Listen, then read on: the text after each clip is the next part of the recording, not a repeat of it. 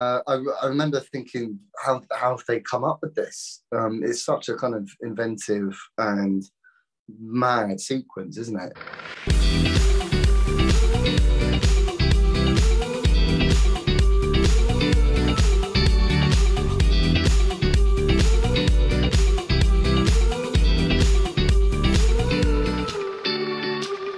Hi everybody, I'm Tara Hitchcock. I know you're here for Joseph Quinn, but I wanted to pop in and say a few things before you watch this interview. Number one, thank you. Thank you for even clicking on this thing. I know you're not here for me, but I really appreciate it because I know how much content you all are exposed to. You have many options, and the fact that you even found this and clicked on it, I can't thank you enough. Number two, if you have not seen volume 2 of season 4, please do not watch this video at all. It's one reason Netflix actually had us not only hold the interview until right now when I'm releasing it, but we couldn't even tease the fact that we had talked to Joseph for several days because Netflix wanted to give as many fans as possible the chance to see volume 2 before hearing any spoilers. So if you're one of the few who have not seen it, I do not want to be the reason things are spoiled. So just come back to it and catch up with everybody else. Finally, this interview took place on Friday, the day that volume 2 dropped. And I think I was one of the first 3 people to even talk to Joseph Quinn. I would imagine he was not operating on a lot of sleep, having just watched it with his family, as you'll hear him talk about. Also, I'm sure bombarded with texts and calls from his buddies. In fact, I think his cell phone went off at the end of our interview. Fortunately, it was at the end of it. But I am just so grateful that Netflix even included me at all in the mix and gave me 4 minutes. And as you all know, that guy just stole the show this season. He was such a highlight. I am not recovered from the season, and I could have gone on and talked to him for hours. So I tried to do the best I could in 4 minutes. I'll stop talking. Enjoy the interview with Eddie Munson, Joseph Quinn. Oh, Joseph, I'm Tara Hitchcock. How are you? I'm okay. Yeah, how are you doing? Oh my gosh, I'm recovering is what I'm doing after having watched the last 2 episodes of season 4. I don't know if it was you, somebody said season 4, volume 2, bring a towel. And now I get it because tissues will not cover it. I would love to hear what you thought when you first saw the script, knowing what an epic ending you would get. I remember thinking, how have they come up with this? It's such a kind of inventive and mad sequence, isn't it? So I remember feeling like very excited to be able to kind of have a pop at it, you know. And then also I remember kind of like having to kind of very quickly go and buy a guitar and kind of manically practice. But yeah, I remember, I think we were all very kind of excited. We got the scripts kind of during the pandemic. And when we came back, we were all very kind of raring to go, really. And kind of when we saw the kind of the scale and the ambition for the finale, it was kind of like, wow, they're really, really going for this, you know. I don't know what it was like for you to watch it because obviously it is completely moving. What was it like for you to actually see it in its finished state?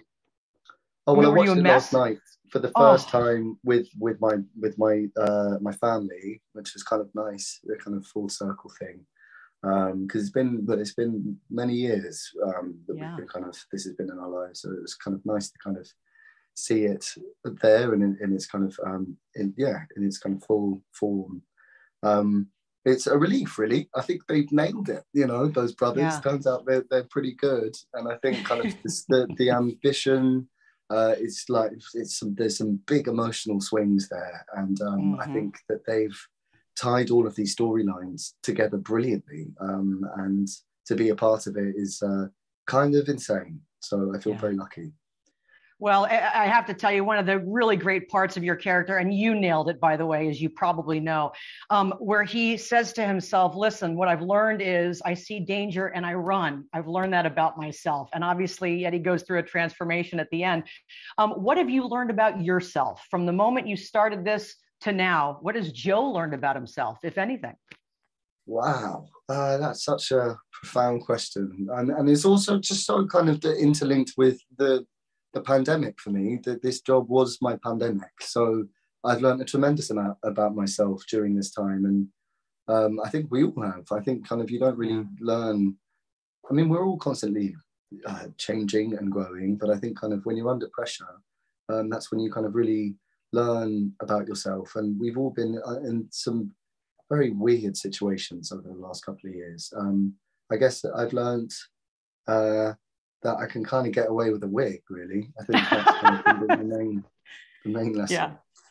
Well, listen, I hope to see that wig again somehow, someday. I want to ask you quickly, what would your Vecna Curse song be? We get Kate Bush, and obviously she's just skyrocketed again, which is so fun to see. But what would that song be for you? It's so great. Well, yeah, I mean, I've been asked this question a few times, and I've just got to commit to it. It's a song called Up and Down by a band called the Venga Boys. You can research them. It's a silly song.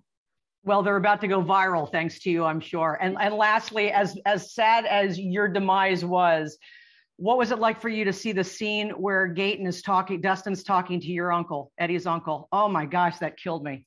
It's a sucker, that one. No, he's devastating in it, you know, and both of them are so wonderful. And yeah, I mean, I obviously wasn't in the scene, so it was kind of lovely watching that last night. And kind of the tragedy is that kind of Eddie is forever blamed for something that he didn't do. So there's a kind of I don't know, the fact that Gaten is able to kind of let his uncle know that he was in fact kind of pretty heroic is it's pretty sweet. Yeah. And on that note, with the happy music from somewhere, I hope I get to meet you in person. Congratulations, Joseph. Seriously, I don't know if you cried as much as I did. I'm assuming you did, but man, you just killed it. Thank you so much. Thank you, Tara. That's very kind of you. It was lovely to meet you.